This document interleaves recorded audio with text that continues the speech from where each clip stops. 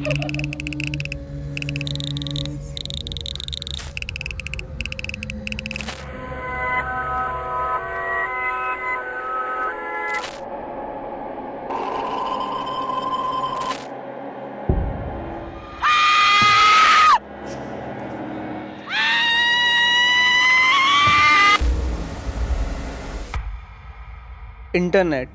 दुनिया का सबसे पावरफुल इन्वेंशन। यहाँ हर सवाल का जवाब मिल सकता है, या कम से कम हमें ऐसा लगता है, क्योंकि इंटरनेट पर कुछ ऐसे राज भी हैं जिनका जवाब आज तक किसी के पास नहीं है। एक ऐसा डार्क वेब गेम जिसका क्रिएटर आज तक अननोन है। एक ऐसी वेबसाइट जिसे मर्सिनरीज एंड असैसिन को हायर करने के लिए बनाया था। एंड एक ऐसा पजल जो दुनिया के स्मार्टेस्ट लोग भी सॉल्व नहीं कर पाए।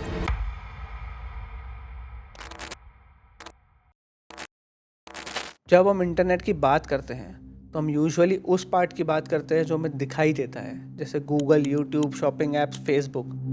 लेकिन क्या हो अगर मैं आपको ये कहूँ कि जो हम इंटरनेट यूज़ कर रहे हैं वो पूरा इंटरनेट ही नहीं है। हम जो इंटरनेट रोज़मर्रा की ज़िंदगी में यूज़ करते हैं उसे कहा जाता है सरफेस वेब। वो पूरे इंटरनेट का सिर्फ 4% है, एंड बाकी का जो लेयर होती है उसको कहा जाता है डार्क वेब। एंड वहाँ पे कुछ ऐसी मिस्ट्रीज़ हैं जो आज तक अनसॉल्व पड़ी हैं। हम उन मिस्ट्रीज़ में से कुछ मिस्ट्रीज़ को आज कवर करने की कोशिश करेंगे। तो without wasting any time, let's get on to the first mystery. Internet पर रोज़ हज़ारों हॉरर गेम्स रिलीज़ होते हैं। कुछ गेम्स पॉपुलर हो जाते हैं एंड कुछ कम्प्लीटली इग्नोर कर दिए जाते हैं। बट 2015 में डार्क वेब पर एक ऐसा गेम सामने आया जिसने लोगों को डराया ही नहीं बल्कि कंफ्यूजन में डाल दिया। उस गेम का नाम था सैड सेटन।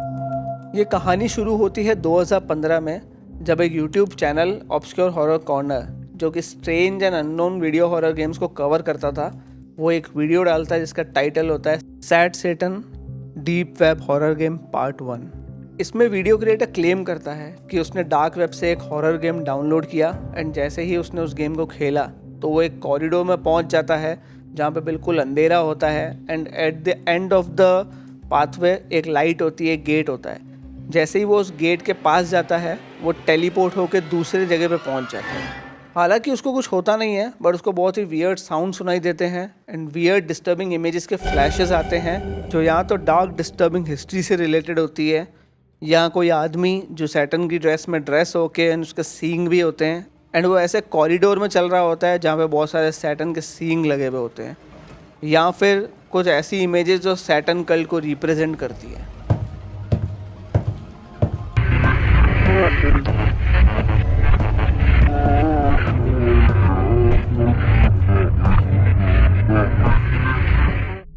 एंड देन जब वो इस गेम का पार्ट 2 डालता है तब चीज़ें और ज़्यादा वियर्ड होना शुरू हो जाती हैं।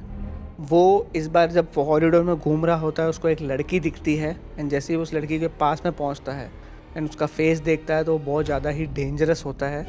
एंड अचानक वो उस लड़की के साथ में टेलीपोर्ट होकर एक ऐसी जगह पहुंच जाता है जहाँ पे वो 6 बच्चों से गिर जाता है। एंड लोगों का ये कहना था क्योंकि डार्क वेब बहुत डेंजरस जगह हो सकती है, तो हो सकता है कि क्रिएटर ने जो ये सीन बनाया है या एक्चुअल मर्डर टेप से एक्सट्रैक्ट किया।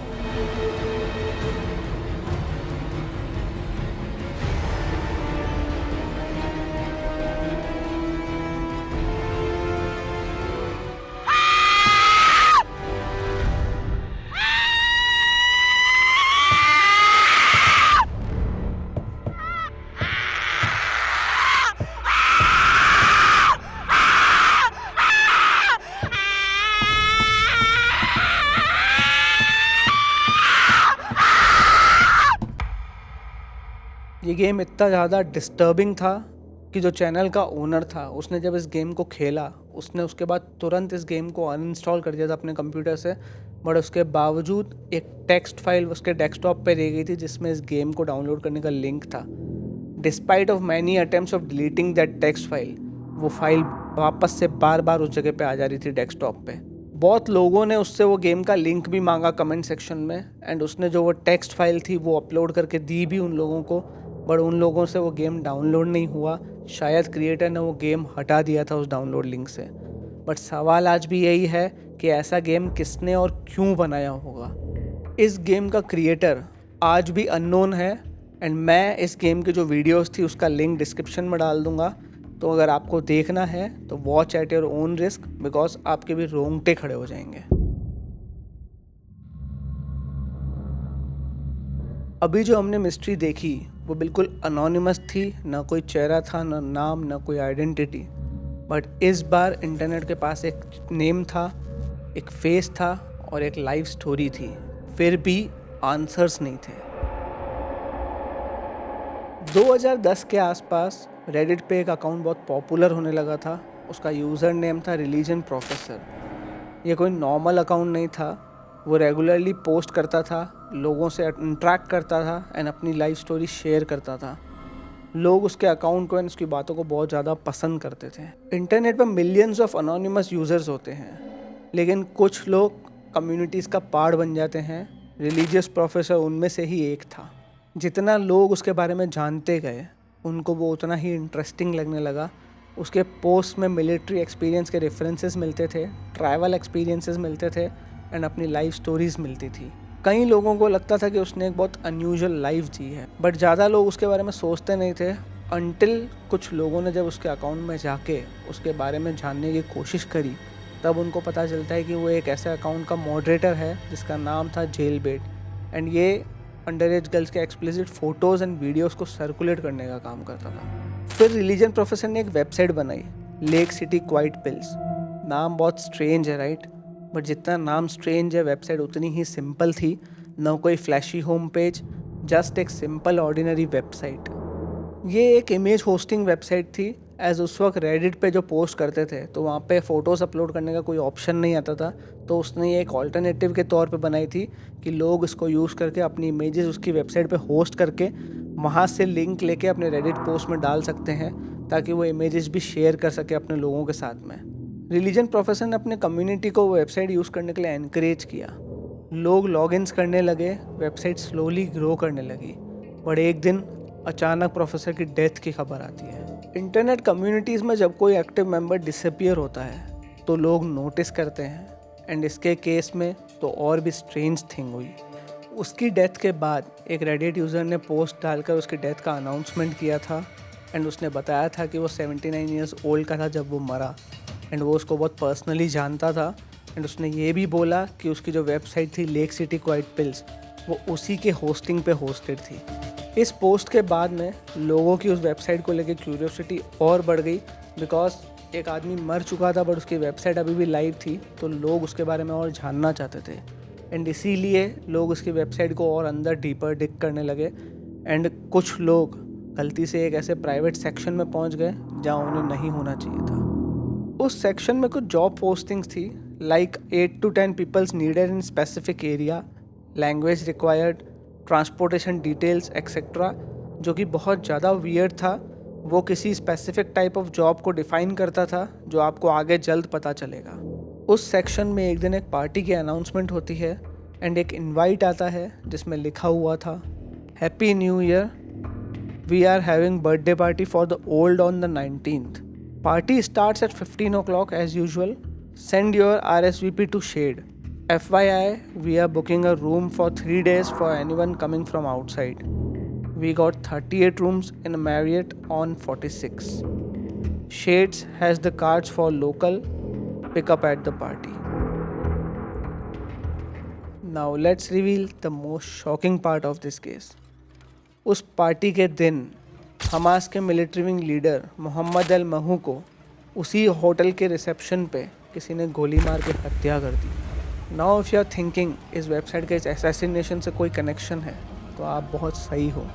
ये वेबसाइट कोई इमेज होस्टिंग वेबसाइट नहीं थी, ये एक रिक्रूटमेंट वेबसाइट थी जहाँ पे वो लोग किलिंग्स के लिए मर्सिनरीज एंड स्नाइपर्स को हायर किया करते थे एंड उनको सारी डिटेल्स कि प्लान कैसे एग्जीक्यूट करना है, पेमेंट कैसे होगा, सब डिटेल्स उसी चैट बॉट में दी जाती थी। बट वो चैट बॉट की जो चैट थी वो HTML में लिखी जाती थी ताकि नॉर्मल इंसान ईजिली उसको समझ नहीं पाए। इमेज होस्टिंग तो जस्ट फेस था उस वेबसाइट का, बैकग्राउंड में तो सारी इलीगल चीज़ें चल रही थी उस पर। जब ये पार्टी वाला इंसिडेंट हुआ तब तक वेबसाइट के मॉडरेटर्स को ये नहीं पता था कि कुछ रेडिट यूज़र्स उनके इस प्राइवेट चैट के सेक्शन में घुस गए हैं एंड उनकी सारी चैट्स पढ़ रहे हैं। एंड जैसे ही उन्हें भनक लगी कि वो लोग एक्सपोज्ड हो गए हैं, उनने अर्जेंट में वेबसाइट डिलीट कर दी थी। अब इंटरनेट डिटेक्टिव्स ने एक थ्योरी बनाना शुरू करी। उनके अकॉर्डिंग ये website secretly private military contractors को कनेक्ट कर रही थी, farmer soldiers, security personnels and Mercenaries. Suddenly religion professor के पुराने मिलिट्री रेफरेंसेस इंपॉर्टेंट लगने लगे, पुरानी पोस्ट इंपॉर्टेंट लगने लगी, पुराने कॉन्वर्जेशंस इंपॉर्टेंट लगने लगे। जितना लोग इसके अंदर डीप डाइव करते जा रहे थे, उन्हें ये कनेक्शंस और ज़्यादा मजबूत लगने लगे। Now let's connect the dots. जो वेबसाइट का नाम है, उसमें जो लेक सिटी है वो उस जगह को रिप्रेजेंट करता है जहाँ पे वो प्रोफेसर रहा करता था, एंड जो क्वाइट पिल्स है वो डायरेक्टली बुलेट्स को रिप्रेजेंट करता है। इंटरनेट पर कुछ मिस्ट्रीज इन्वेस्टिगेशन से शुरू होती हैं, लेकिन अगली मिस्ट्री शुरू हुई एक इमेज से, एक सिंपल इमेज जिसने दुनिया भर के hackers, cryptographers and puzzle solvers को चैलेंज किया। हर साल इंटरनेट पे हज़ारों पजल्स क्रिएट किए जाते हैं, ARGs, treasure hunts, marketing campaigns. Most of them solve हो जाते हैं एंड रिवील हो जाते हैं। लेकिन 2012 में इंटरनेट पे एक ऐसी पजल आई जिसने दुनिया के स्मार्ट लोगों को चैलेंज किया, एंड आज तक पता नहीं चला कि वो पजल डाला किसने था। 4 जनवरी 2012 को इंटरनेट के एक अनोनिमस कॉर्नर में फॉर्चून इमेज बोर्ड वेबसाइट पर एक स्ट्रेंज इमेज अपीयर हुई। इमेज सिंपल थी, ब्लैक बैकग्राउंड, वाइट टेक्स्ट, कोई ग्राफिक्स नहीं, कोई ब्रांडिंग नहीं, कोई एक्सप्लेनेशन नहीं, बस एक मैसेज। इमेज पर लिखा था, hello, we are looking for an intelligent individuals. To find them we have devised a test. There is a message hidden in this image. Find it and it will lead you on the road to finding us. Good luck 3301। Most of users ने image देखी and उसे ignore कर दिया, लेकिन कुछ लोग रुके, because internet पे रूल है कि अगर कोई कहता है कि इस इमेज में मैसेज हिडन है तो कोई ना कोई तो उसे ढूंढने ज़रूर जाता है। कुछ यूज़र्स ने वो इमेज डाउनलोड की, मेटाडाटा चेक किया, कुछ नहीं मिला, कॉन्ट्रास्ट बढ़ाया, कुछ नहीं मिला, ब्राइटनेस सेट करी, तब भी कुछ नहीं मिला। फिर किसी ने स्टेगनोग्राफी टूल यूज़ किया। स्टेगनोग्राफी एक टेक्निक है जिसकी मदद से इमेज के अंदर डिटेल्स हाइड की जाती है, एंड यहीं से रैबिट होल शुरू हुआ। उस इमेज में एक हिडन मैसेज था जो एक और इमेज तक ले गया। उस इमेज के अंदर भी एक हिडन मैसेज था, फिर एक और क्लू, फिर एक और। हर आंसर एक नया क्वेश्चन पैदा कर रहा था। अब तक ये एक नॉर्मल ऑनलाइन पजल की तरह लग रहा था, बट चीज़ें बहुत ज़्यादा बदलने वाली थी, बिकॉज जो हिडन मैसेजेस थे उनको ट्रेस करते करते जब लोग एंड तक पहुँचे तो वहाँ पे उनको एक QR कोड दिखा, जिसको स्कैन करने पे कुछ फिजिकल लोकेशंस मिली उनको। अब यह पजल ऑनलाइन वर्ल्ड से रियल वर्ल्ड में जाने वाला था। The most shocking part was कि ये एक सिंगल कंट्री के कोऑर्डिनेट्स नहीं थे, ये अराउंड द ग्लोब के कोऑर्डिनेट्स थे। United states, France, Spain, Poland, Russia, Japan, south Korea, सब जगह के कोऑर्डिनेट्स थे उसमें। आप सोच के देखो कि आप एक ऑनलाइन पजल को सॉल्व करने की कोशिश कर रहे हो एंड आपको पता चलता है कि वो ऑनलाइन पजल थी नहीं, किसी ने फिजिकली जाके around the corner, around the globe clues place किए हुए हैं, एंड ऐसा लग रहा था कि ये कोई वेब सीरीज चल रही हो, लाइक स्क्विड गेम्स। अब इंटरनेट पे हर कोई यही सवाल पूछ रहा था कि कौन है ये लोग, बिकॉज ये कोई टीनेजर नहीं कर सकता है। इसके लिए प्लानिंग चाहिए, पैसा चाहिए, कोऑर्डिनेशन चाहिए एंड ग्लोबल रीच चाहिए। जैसे जैसे पार्टिसिपेंट्स आगे बढ़ते गए, गेम और ज़्यादा हार्ड होता गया। अब क्रिप्टोग्राफी आ चुकी थी गेम में, एंड ऐसे लग रहा था कि कोई सर्वाइवल गेम चल रहा हो, टेस्ट लिया जा रहा हो इन सब का। Prime numbers, book ciphers, programming, encryption, ancient literature, philosophy, कई क्लूज रिपीटेडली एक नाम की तरफ पॉइंट कर रहे थे, Williams Blake. 18th century poet, artist, philosopher. उनकी राइटिंग्स रिपीटेडली पजल्स में अपीयर हो रही थी। अब पजल कोडिंग से ज़्यादा हो चुका था, ये इंटेलिजेंस का टेस्ट लग रहा था। हज़ारों लोगों ने शुरुआत की थी, लेकिन हर स्टेज के बाद पार्टिसिपेंट्स कम होते चले गए। कुछ लोग क्रिप्टोग्राफी में फेल हुए, कुछ फिलोसॉफी में, कुछ प्रोग्रामिंग में, एंड कुछ लोग तो रियल वर्ल्ड क्लूज तक पहुंच ही नहीं पाए। कुछ पार्टिसिपेंट्स ने क्लेम किया कि वो फाइनल स्टेज तक पहुंच गए थे, पर जब इंटरनेट ने पूछा कि वहाँ पे क्या हुआ तो उनके आंसर्स वेग थे, बहुत ज़्यादा ही वेग।